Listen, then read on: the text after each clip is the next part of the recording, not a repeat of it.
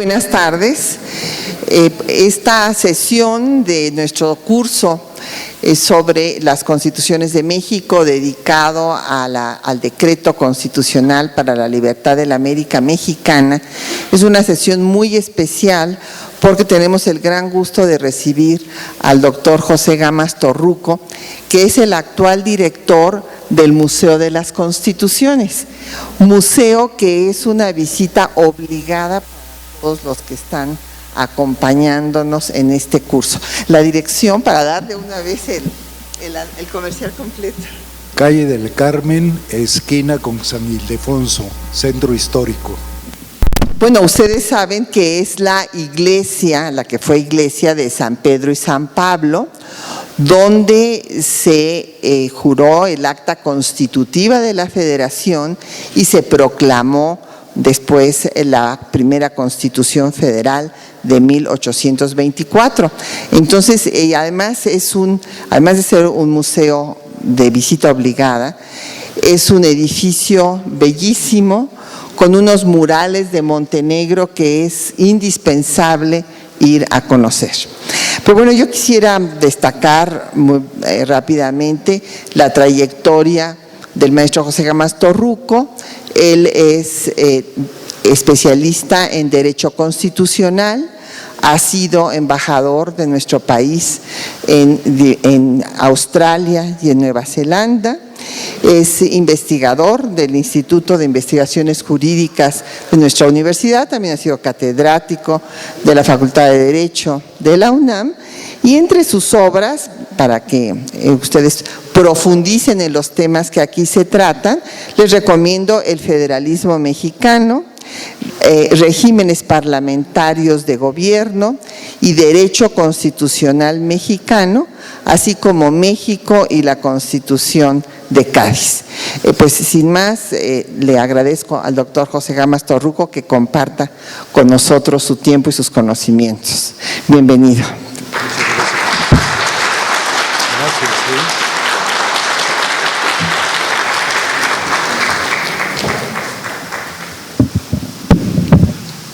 Muy buenas tardes. Me da un enorme gusto estar con ustedes. Agradezco a la doctora Galeana, agradezco al Instituto la invitación y la oportunidad de platicarles sobre este tema que en lo particular me ha interesado profundamente. Voy a tener que hacer una introducción sobre conceptos jurídicos y sobre pensamiento político como preámbulo, porque el tema así lo exige. La conferencia se refiere a la vigencia de la Constitución de Cádiz y me puse a pensar que pues primero tenemos que entender qué es esto de vigencia, aunque siempre hay una idea, pero hay que precisar el concepto, qué implica vigencia.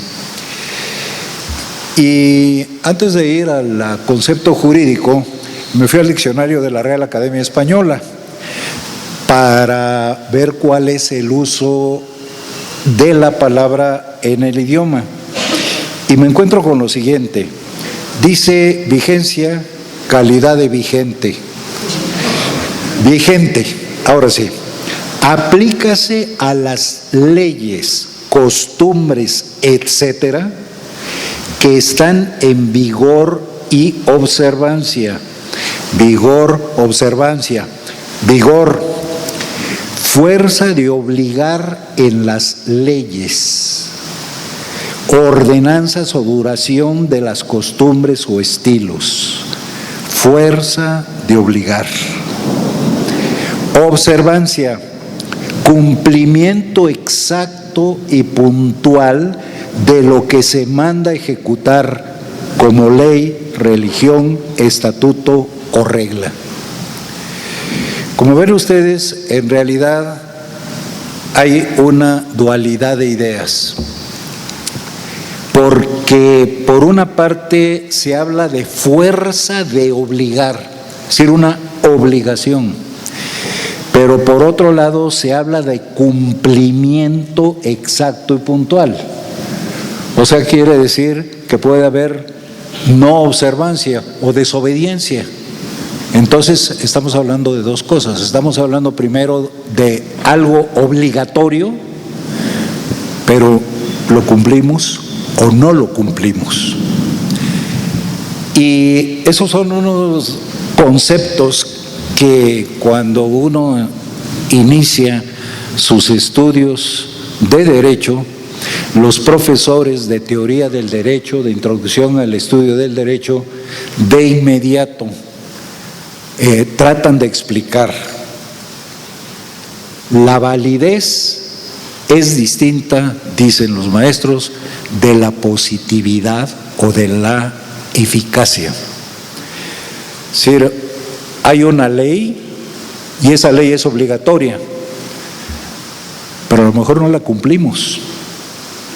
Entonces, ahí tenemos una situación ambivalente que está en todos los libros de teoría del derecho como básico en distinguiendo lo que es, por una parte, la obligatoriedad, que generalmente va acompañada de una sanción.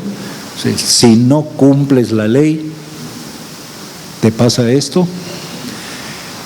Y la eficacia, que quiere decir si la cumplo o no la cumplo. Generalmente la cumplo, pero puedo no cumplirla y entonces me hago responsable de que se me aplique una sanción.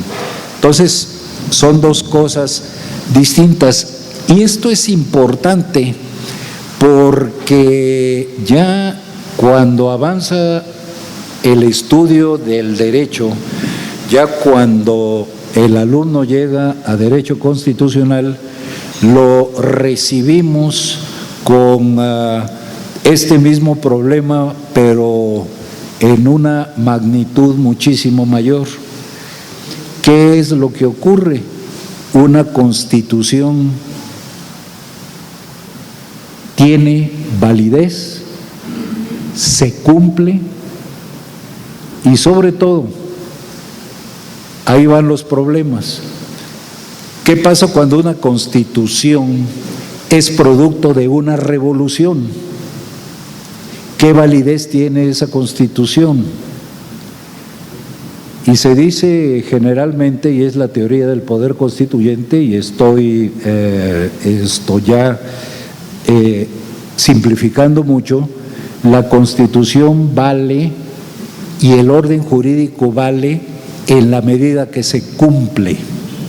Porque una ley aislada puede cumplirse o no cumplirse. De hecho, hubo muchas leyes que no se cumplieron. Por ejemplo, algo muy criticado, las leyes que se expidieron a raíz de la Constitución de 17 sobre educación, donde se prohibía totalmente la educación en escuelas religiosas. Y creo que muchos nos educamos en escuelas religiosas. Esa ley nadie la cumplía. Y digo nadie porque los inspectores de la Secretaría de Educación Pública asistían a la escuela y nunca reportaron que se estuviera enseñando la religión. Y sí se estaba enseñando la religión. De manera que la ley no se cumplía. Pero todo el orden derivado de la Constitución de 1917, ese orden sí se cumplió. Al principio no podemos negar que se trataba de una minoría revolucionaria. Posteriormente, la Constitución se fue aplicando, se fue observando, la vida del país se organizó conforme a sus principios y entonces, ¿qué se dice? El orden jurídico se legitimó. O sea, todo el sistema se cumplió. No solamente porque la Constitución dijera que era obligatoria, que su cumplimiento, su observancia era obligatoria, sino porque la Constitución se cumplió y por ahí del año de 1939, una organización que se había opuesto totalmente a la Constitución y a sus principios, el Partido Acción Nacional, aceptó competir de acuerdo con los principios de la Constitución. Y decimos que entonces todos esos actos legitiman la Constitución, es decir, que el cumplimiento de la Constitución, el arreglo, la vida cotidiana que estamos siguiendo el día de hoy, en paz con los problemas que tenemos, pero al fin y al cabo estamos viviendo dentro de un régimen de derecho, todo eso se debe a una Constitución que todos consideramos legítima y la cumplimos, la observamos. Quería hacer esta observación porque van ustedes a ver cómo se reflejan estos conceptos en Apatzingán. Apatzingán es una constitución revolucionaria. Apatzingán es la constitución de un grupo y la gran pregunta es, ¿tuvo vigencia? ¿Se observó? Para mí ese es un problema que nos va a ocupar y de antemano quiero decirles que mi criterio es que sí tuvo vigencia y sí se observó.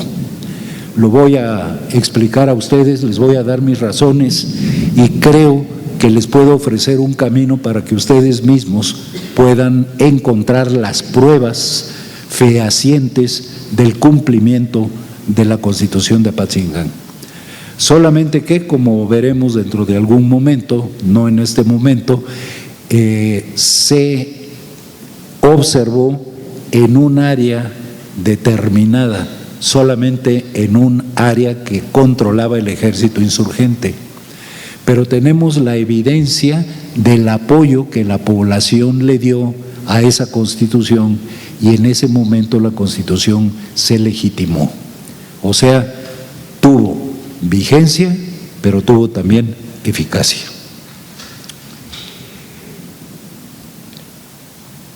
Yo siempre he tratado de ver, decía yo, no solamente todos estos conceptos jurídicos, sino tratar de buscar la esencia del fenómeno constitucional mismo, porque decimos, bueno, la Constitución se acepta, la Constitución se crea, la Constitución sí, pero hay aquí matices muy importantes.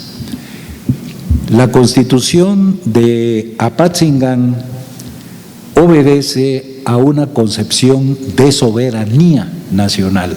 Sí, la Constitución de Apatzingán, como toda constitución, proviene de un pacto o de un esfuerzo de consenso por parte de la comunidad.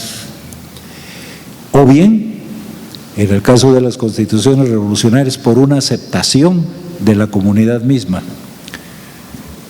Un ejemplo que podríamos dar de esto es lo que ha ocurrido a raíz de la disolución de la Unión Soviética. Nacieron varias repúblicas, nacieron repúblicas independientes en número de 15 y todas ellas, el gobierno en turno convoca elecciones, se forma un congreso, el Congreso expide una constitución y esa constitución se somete a referéndum. Casi en todos los países se hizo eso. El pueblo la acepta o no la acepta. Generalmente las constituciones fueron aceptadas. Eso se denomina un acto de soberanía, o sea que la comunidad misma es la que determina cuál va a ser el régimen que va a regir y al cual se va a someter. En el caso de Apatzingán, la idea de soberanía es muy clara. La soberanía radica en el pueblo. Pero vamos a ver un poco este fenómeno, les decía yo, desde un punto de vista histórico. Vamos a escarbar un poco de dónde proviene esto. Y para mí ha sido una tarea fascinante el buscar y el indagar, pero dentro de la historia de México, cómo vamos a encontrar este concepto de soberanía. Y resulta que el concepto de soberanía surge, y no necesariamente desde este momento, les digo, es el que se acepta en Apatzingán, pero voy a explicarlo dentro de un momento, surge casi unos años después del establecimiento del virreinato, en el pensamiento de los jesuitas, en el pensamiento fundamentalmente del padre Victoria, del padre Mariana y de Francisco Suárez. Es interesante esto porque vamos a ver cómo este concepto va a trascender, no solamente se queda por allí. ¿Qué es lo que dicen estos pensadores? Dicen, la soberanía proviene de Dios, naturalmente, son jesuitas. La soberanía proviene de Dios, pero Dios la delega a la comunidad, no al monarca, a la comunidad. Y la comunidad la transfiere al monarca, pero la soberanía la tiene la comunidad. Esto es importantísimo desde el punto de vista histórico, porque esta idea es el fundamento de toda la tradición monarquista de México, que pues está durando hasta casi fines del siglo XIX. ¿Qué es lo que se maneja en este concepto? Simplemente que la comunidad, según dice el pensamiento de los jesuitas, se transfiere al monarca. O sea, Francisco Suárez dice hay dos pactos.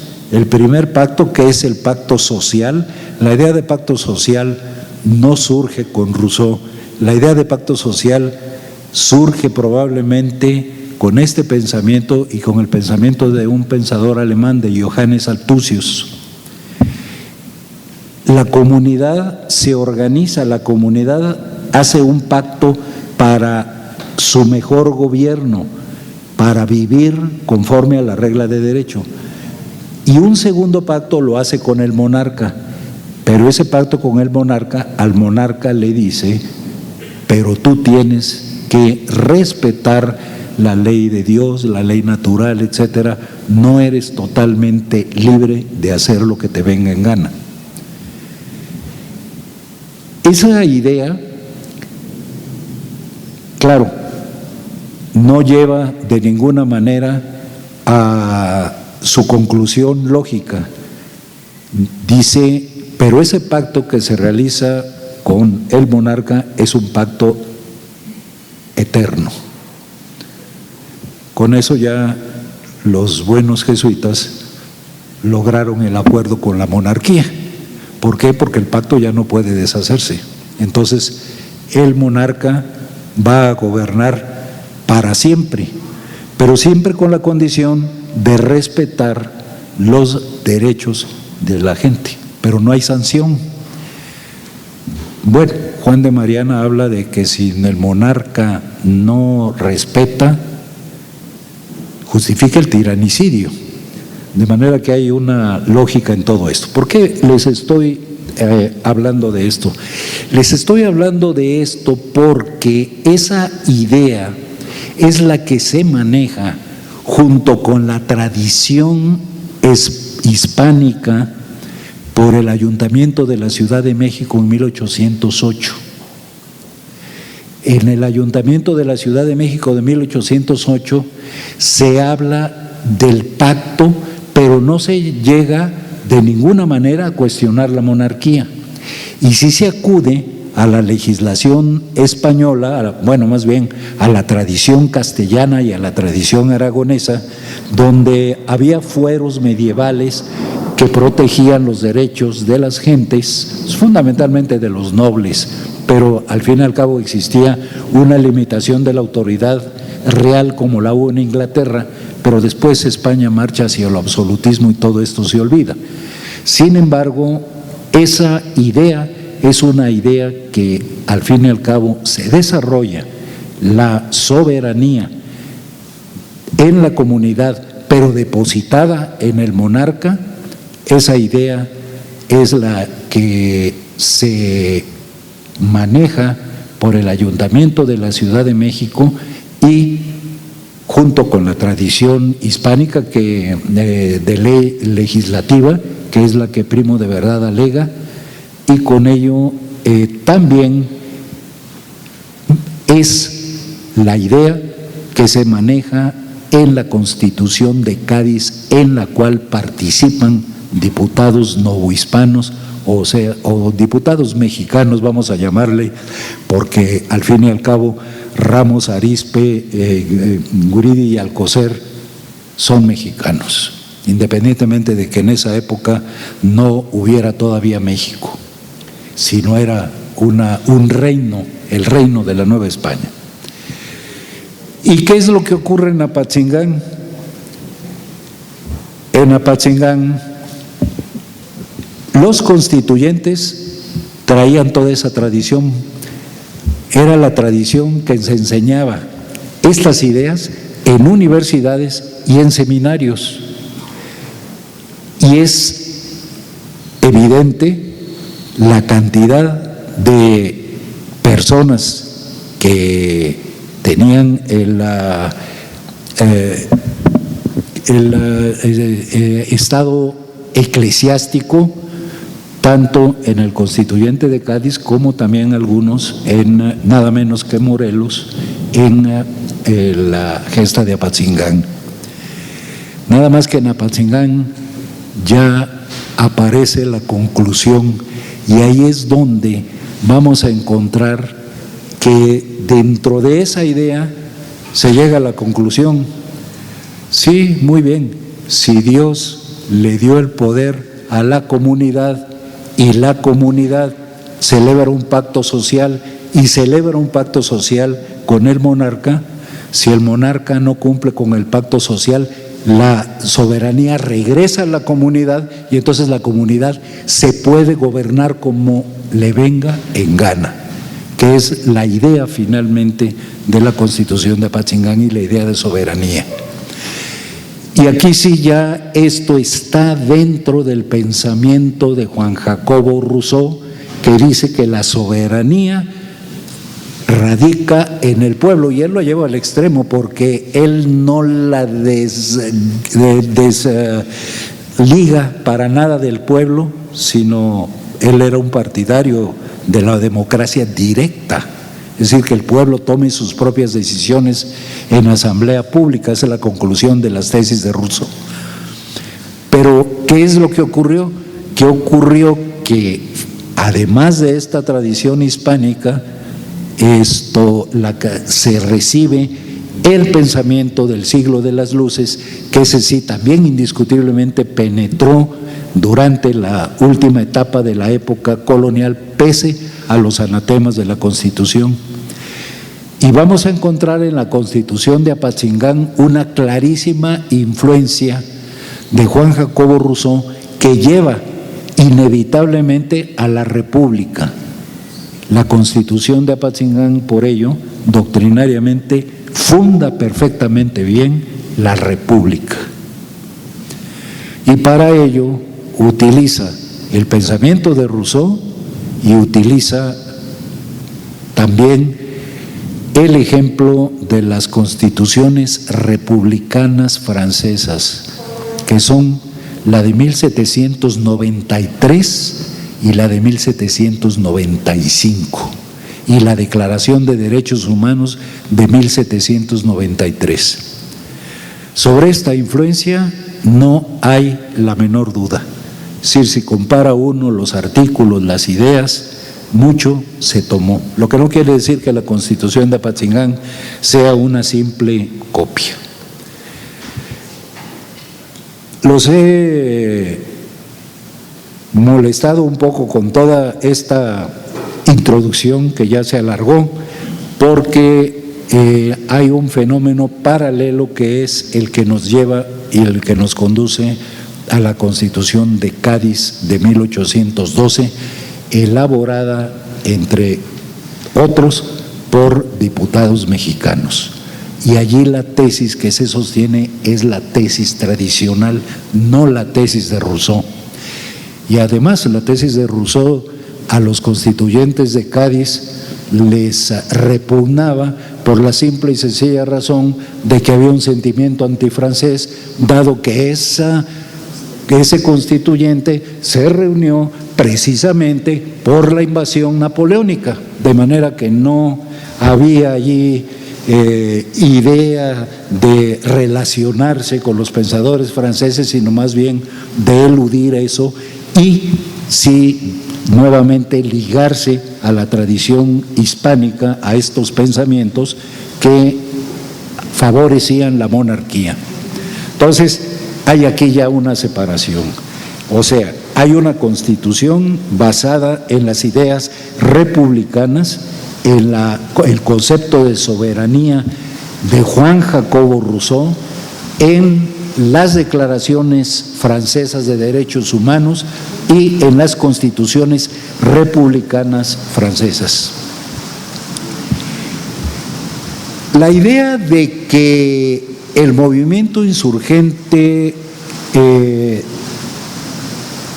buscara elaborar una constitución, sin duda alguna, surge desde el comienzo del movimiento.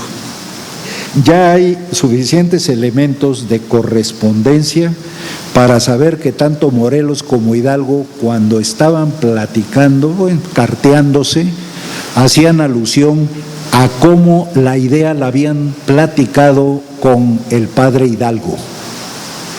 O sea, la idea ya fue derivada del mismo movimiento de independencia. Es una idea que se comparte por Hidalgo, que se comparte por López Rayón y se comparte por Morelos.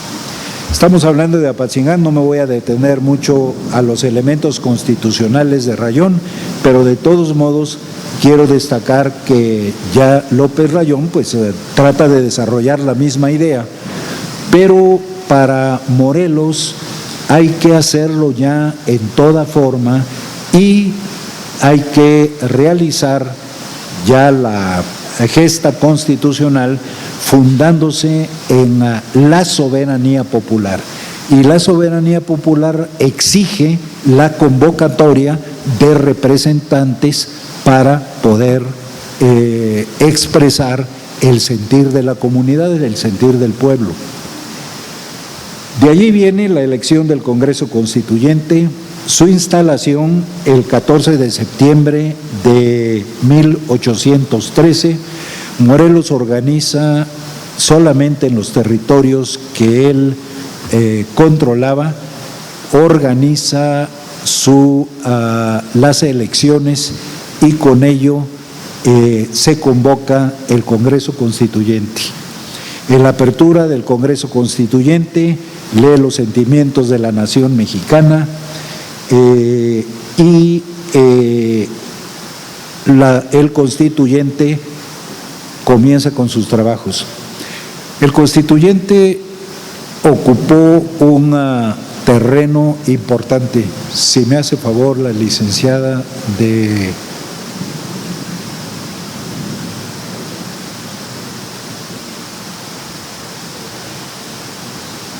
Esto es aproximadamente el territorio que controlaba el ejército insurgente, un poco más para allá.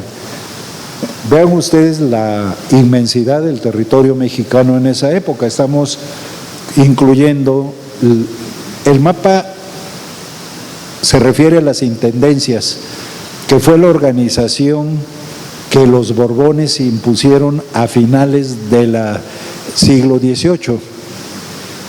Pero estas eran las famosas provincias internas de Oriente, Coahuila y Texas, y estas eran las de Occidente, y todo el resto del territorio nacional dividido en provincias, pero viene la ordenanza de intendentes y organiza el territorio nacional en intendencias. Este territorio, pues, es el territorio que controla el ejército insurgente, y lo controla relativamente porque va a sufrir finalmente derrotas, y todo esto que vamos a platicar se va a diluir. Parte de Jalisco, parte de lo que hoy es el Estado de México, Oaxaca, en una buena parte de Oaxaca, Michoacán, sobre todo Michoacán, y Guerrero. Estas son, pues, las 12 intendencias. Estamos hablando aquí ya de la ruta del Congreso y con números, y esto es lo que es importante. El Congreso va siguiendo a Morelos y va siguiendo al ejército insurgente. Entonces el Congreso no tiene un lugar fijo. Le llamamos de Chilpancingo porque allí se logra presentar, promulgar la Constitución, y se convoca en Chilpancingo. Allí es donde se logra no promulgar, sino donde se reúne el Congreso para expedir la Constitución. La Constitución se va a expedir en Apatzingán, pero ahí está toda la ruta del Congreso y cómo el Congreso, pues, prácticamente opera a salto de mata. A diferencia de los demás congresos constituyentes mexicanos, incluyendo la Constitución de Cádiz, la Constitución de 24, la de 57, la de 17, tenemos las actas de los congresos constituyentes. En el caso de 24 no están completas, pero al fin y al cabo las tenemos. En el caso de Apatzingán, no. Y es una constitución, la de Apatzingán, de una pureza jurídica enorme. Lástima, pero es que el Congreso realmente se reunió y trabajó a salto de mata, auténticamente, arrostrando peligros, privaciones, enfermedades en climas inhóspitos y ante la creciente amenaza, permanente amenaza del ejército realista. La Constitución en sí misma se promulga en Apatzingán, y la Constitución tiene un alto grado de originalidad.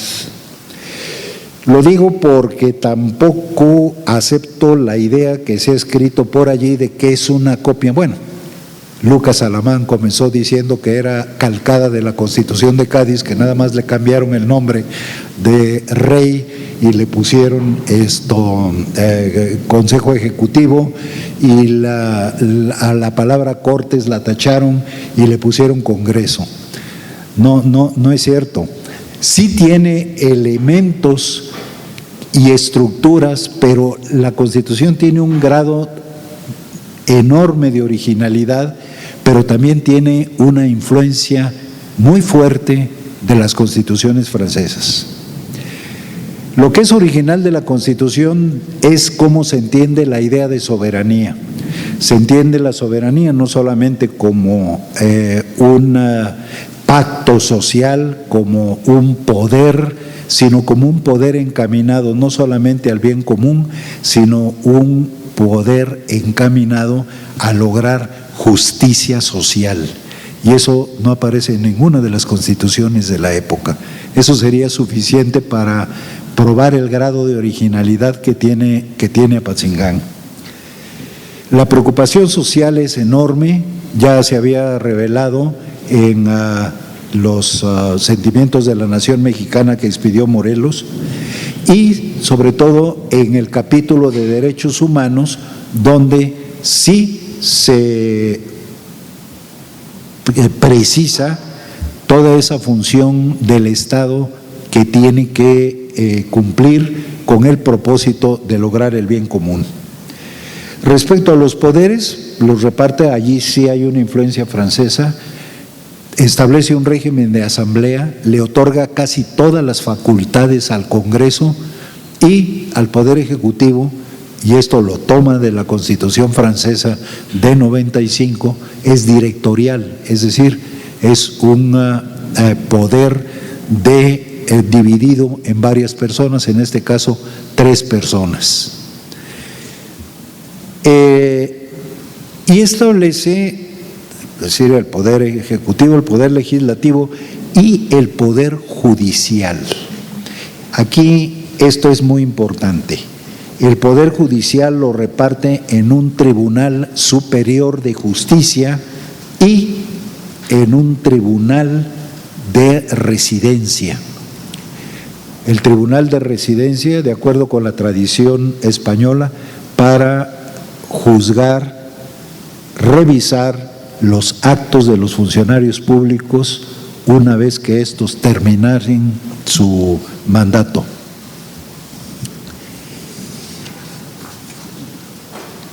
Una vez que se expide la Constitución, entramos ya al problema de su vigencia.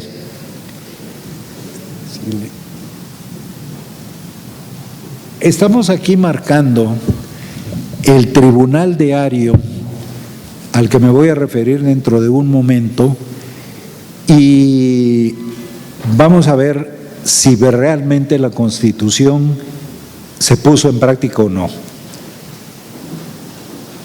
En primer lugar, una prueba que yo encuentro de la vigencia de la Constitución y del temor que había por parte concretamente del virrey Calleja, que era todo un personaje, era un habilísimo político, y Calleja se apresuró a ordenar la quema de la Constitución de Apatzingán por mano del verdugo, para que la Constitución no se propagara.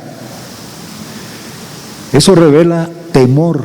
Y por supuesto, 2 días después, el 26 de mayo de 1815, el Cabildo Eclesiástico prohibió, bajo pena de excomunión, la lectura de la Constitución.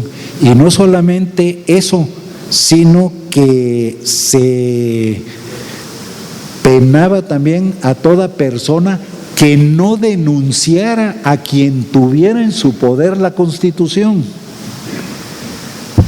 Eso revela que las autoridades civiles y eclesiásticas españolas tuvieron un temor evidente a que la Constitución se propagara. Es algo que no, a lo que no se ha dado importancia, y creo que la tiene, y mucha. El Poder Ejecutivo y el Congreso empezaron a actuar. Eso lo podemos revisar en cualquier libro de historia. El Supremo Tribunal de Justicia se estableció y muy recientemente se comenzaron por los investigadores a encontrar documentos tanto en el Archivo General de la Nación como en el Instituto Latinoamericano de la Universidad de Texas, en Austin, Texas. Como hay una recopilación ya de todos los documentos que se han encontrado en el Archivo General de la Nación, tuve la oportunidad de revisar también lo que hay en la Universidad de Texas. Y realmente es asombroso porque el tribunal actuó, recibió las demandas de las personas que se acercaron a él y pronunció resoluciones. O sea, actuó como un verdadero tribunal de justicia. Llama la atención la actuación del tribunal. Los asuntos que trataron, los asuntos que se le presentaron, fueron, o hasta el momento, no son más de 60 o 70 asuntos según he recogido, lo que otros investigadores ya han encontrado y lo que yo mismo encontré en la Universidad de Texas. Asuntos agrarios. Hay un asunto que presenta una demanda de dotación de tierras. Estamos hablando de 1815, dotación de tierras. Otro hablando del despojo de tierras. Parece que está uno hablando de la época de Zapata, ¿no? Pues se le está presentando al tribunal derivado de la Constitución de Apatzingán y el tribunal está resolviendo. No en todos los casos encontramos las resoluciones, son documentos aislados, o sea, lo que sí hemos recogido es todo lo que contienen las demandas. Algunos asuntos se resuelven, otros asuntos no sabemos qué pasó con ellos. No hay documentación suficiente, pero sí para ver qué asuntos se tratan. Salario no remunerador, o sea, una demanda de trabajo, donde se cita a la persona que está cometiendo la injusticia. Es una señora que defiende a su hija y dice, le están pagando un salario de miseria. Eso es un asunto laboral, es igualito a los que se están presentando hoy en las juntas de conciliación y arbitraje. Malos tratos a la señora por parte del marido. Herencias, 2 herencias, es decir, un pleito hereditario. Y una cosa verdaderamente interesante, que es que hay una especie de, yo diría, se vislumbra una especie de antecedente. Yo diría, y me atrevo, quizás estoy cometiendo una imprudencia, de juicios de amparo, porque lo que se está demandando al Tribunal de Justicia se relaciona con aspectos que contiene la Constitución y en algunos casos se menciona específicamente la Constitución.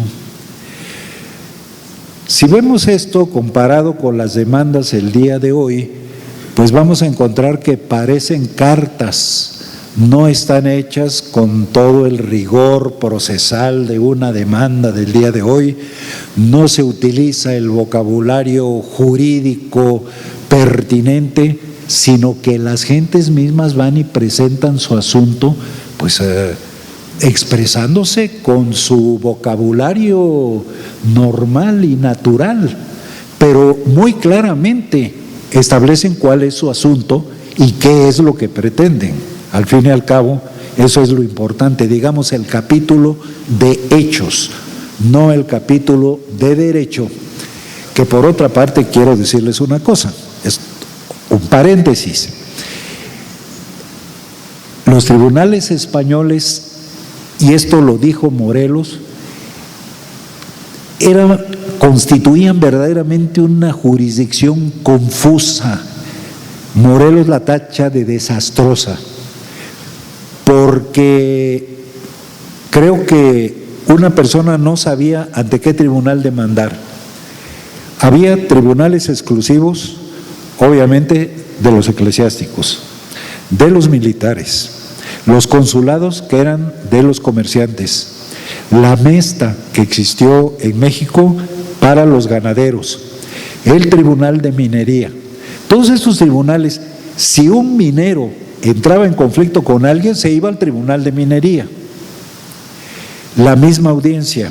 La audiencia era el cuerpo máximo para decidir finalmente los asuntos, lo que en derecho procesal llamamos la segunda instancia.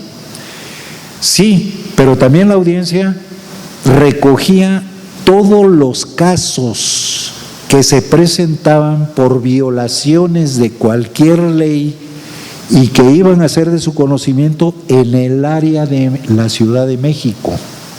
O sea, actuaba también como tribunal de primera instancia, como tribunal de segunda instancia y además como consejero político del virrey.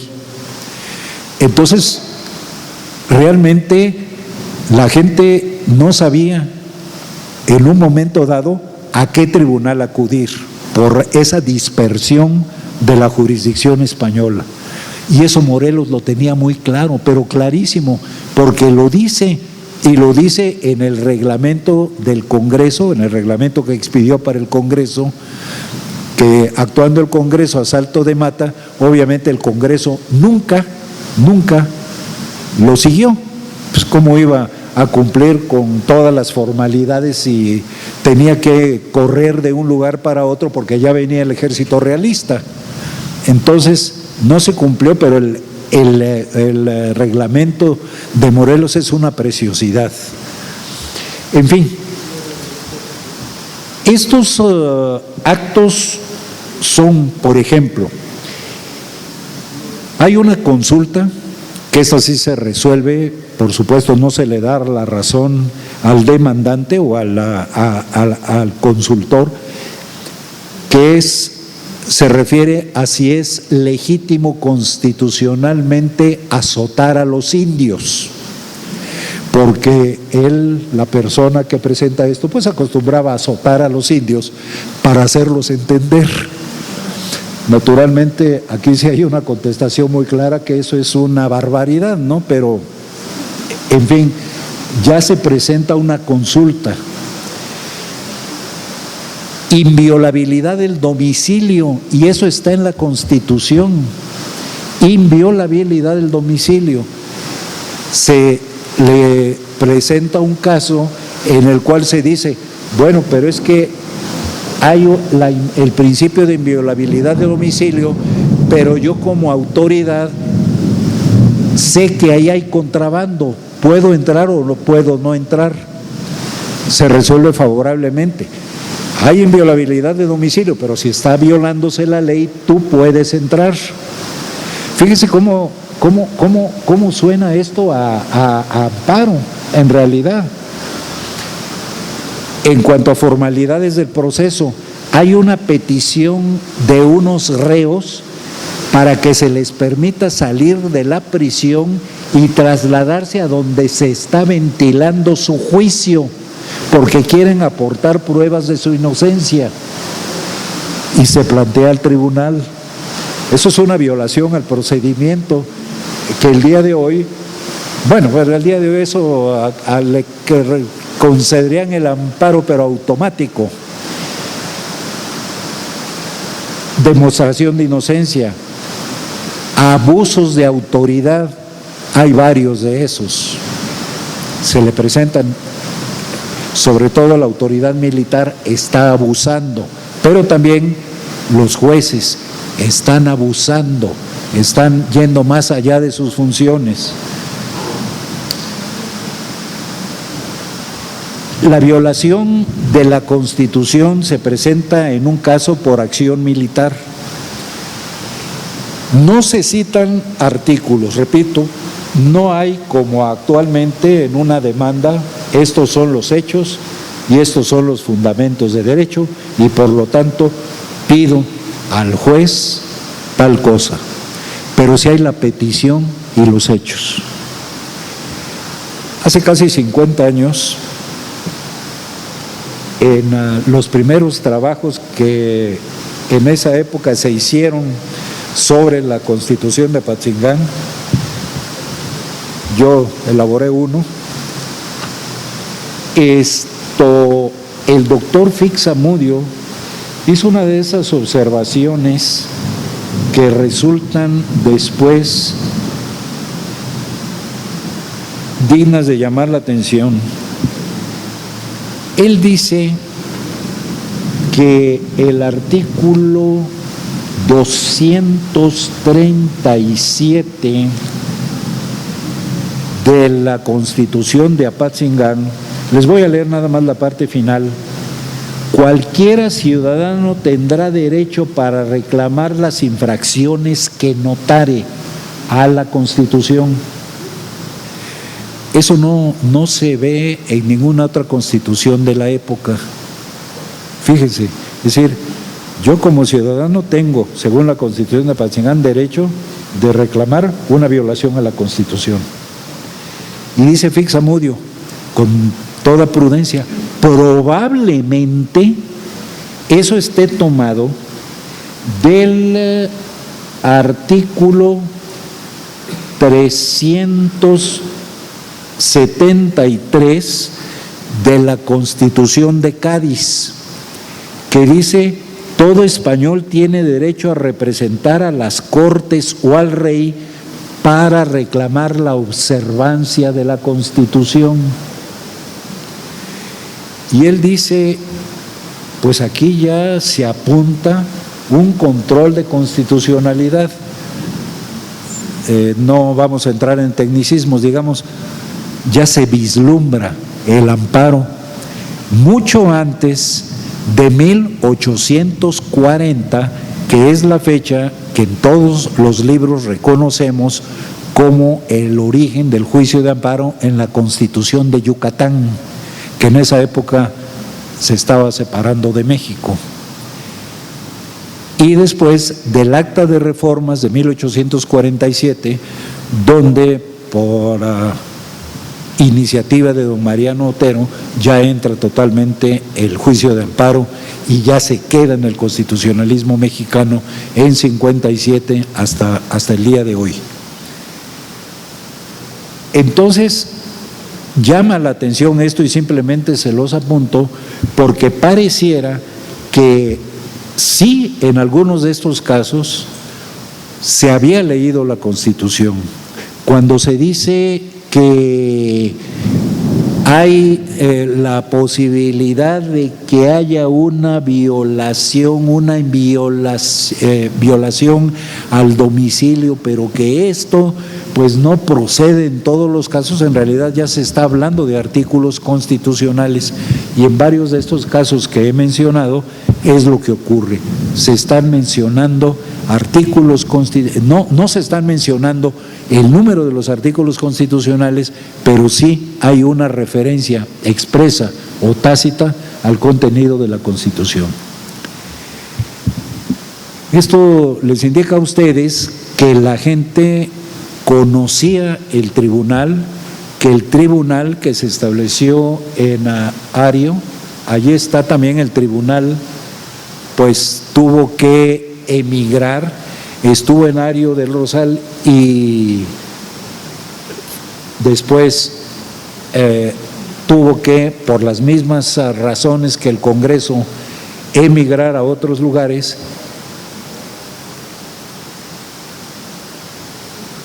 Y esto muestra el lugar donde actuó el tribunal. Esto es una foto tomada de Ario.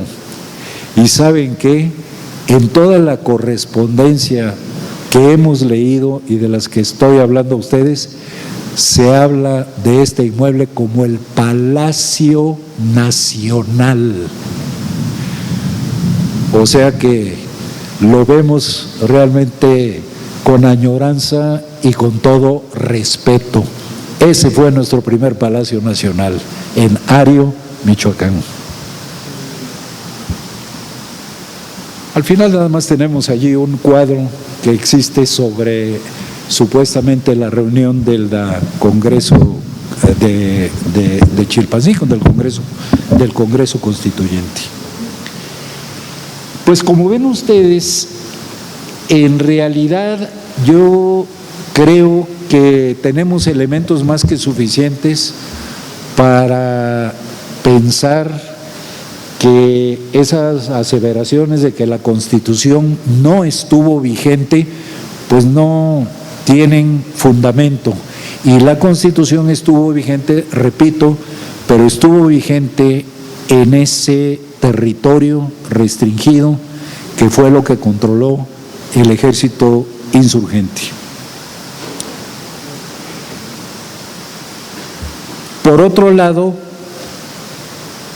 desafortunadamente, tanto la expedición de la Constitución de Apatzingán como ya la actuación del tribunal se presentaron en la época en que el poder militar del ejército insurgente, la misma figura militar de Morelos, venía en declive.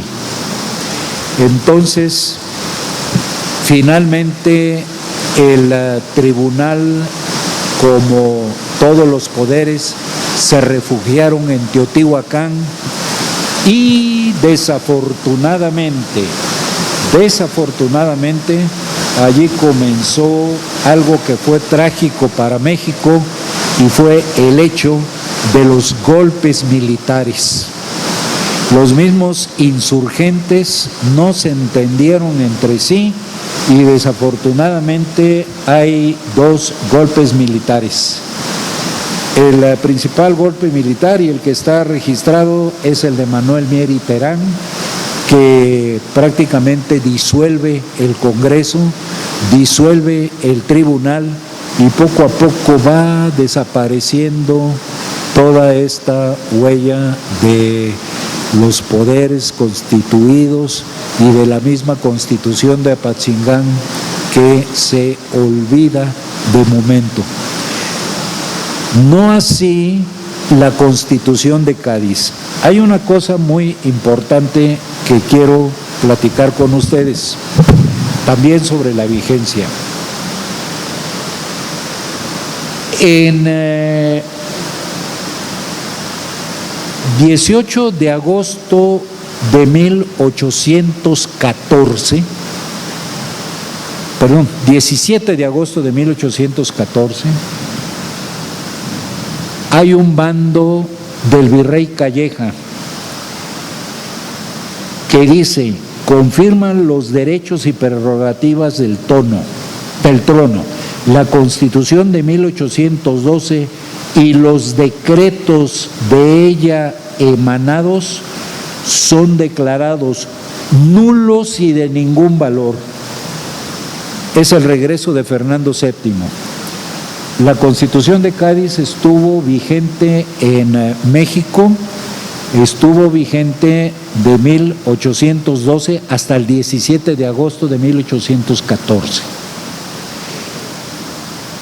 Nulos y de ningún valor ni efecto, ahora ni en tiempo alguno, como si no hubieran existido jamás dichos actos, y se quitaren de en medio del tiempo y sin más problemas que queden completamente desconocidos en clase y condición. O sea, como si no hubiera existido la Constitución de Cádiz. 17 de agosto de 1814. Pero, por otra parte, la Constitución de Apatzingán se promulga el 22 de octubre de ese año. O sea, cuando se promulga Apatzingán, no hay Constitución en México. La Constitución de Cádiz ya no está vigente. Pero la Constitución de Cádiz se vuelve a instaurar con la revolución del general Riego en España en 1820. Y la Constitución de Cádiz es reconocida en el Plan de Iguala y en los tratados de Córdoba. Y no solamente eso, sino es reconocida, una vez lograda la independencia de México, por la Junta Provisional Gubernativa. Y queda vigente, y dice muy claramente la Junta Provisional Gubernativa, hasta en tanto soberanía del pueblo, no expida una nueva constitución. Pero nuevamente está aquí vigente la vieja idea de soberanía, porque acuérdense que el Plan de Iguala concibe a México como una monarquía y la Junta Provisional Gubernativa sigue los términos del Plan de Iguala, ya dentro de la independencia de México. Afortunadamente, pues lo que ocurrió fue todo lo que ustedes saben: la revolución de las provincias, el plan de Casamata, finalmente la convocatoria del Congreso Constituyente de 1823, bueno, primero del de 22 y después del de 23-24, y el establecimiento de la República. Mucho se dice que tampoco hubo una vigencia de la Constitución de Apatzingán desde el punto de vista temporal, precisamente por estos golpes que disolvieron prácticamente al Congreso, la desaparición de la Constitución, del Congreso y de la Junta Gubernativa. Algunos insurgentes siguieron combatiendo. Ya en esa época destacaba don Vicente Guerrero, que fue a unirse con Guadalupe Victoria a Veracruz, Nicolás Bravo, que en esa época también se fue a unir con Guadalupe Victoria. No participaron en este desastre de desconocer prácticamente la Constitución de Apatzingán, siguieron. Ya ellos formaron parte también del ejército trigarante, aceptaron el Plan de Iguala. Esto ha servido mucho para decir, bueno, pues ahí desapareció la Constitución de Apatzingán. Mucho se discute esto. Yo creo que no debemos de ser en este caso tan formalistas, porque en 1824 lo que triunfa finalmente es el ideario de Apatzingán. En 1824, y que no se cita para nada la Constitución de Apatzingán, sin embargo, se acepta la idea de la soberanía popular y de que el pueblo tiene pleno derecho a darse la forma de gobierno que más le convenga, y rechaza la monarquía. O sea, allí sí se muere la tesis jesuita. En 1824, totalmente, ya el pueblo puede darse, principio que contiene nuestra Constitución ahora, el pueblo tiene el derecho de darse la forma de gobierno que más le convenga. Se establece la República, que era precisamente la idea de Morelos, y que por eso les hice yo esa mención de las tesis de soberanía y de la tesis republicana de soberanía, la tesis de Rousseau, que conduce a que el pueblo en última instancia se gobierna a sí mismo a través de las instituciones que él mismo se da. Los derechos humanos, que se contemplan en una forma, ahí sí se sigue mucho el modelo de Cádiz, como limitaciones a cada una de las autoridades, pero al fin ahí están. Y los derechos sociales, la idea de igualdad que va ganando terreno poco a poco, que está en Apatzingán. Españoles, americanos, indios, mestizos, negros, castas, todos somos iguales y todos tenemos el derecho humano y el derecho de ciudadanía. Todos tenemos derecho de votar y ser votados, cosa que tarda en aceptarse, pero que finalmente entra en nuestro constitucionalismo. El principio de igualdad y el sufragio universal. El sufragio universal está en la Constitución de Apatzingán y el sufragio universal también se va a aceptar hasta 1857, pero al fin y al cabo todo este ideario, todas estas instituciones finalmente quedan reconocidas. Yo creo que aquí podríamos decir que son si podemos negar que sean los principios de Apatzingán los que trascendieron, lo que sí podemos decir que los principios que inspiraron a Apatzingán, los principios de Morelos, son los principios que finalmente cimentaron a la República Mexicana. Y esto creo que no tiene discusión. Muchas gracias.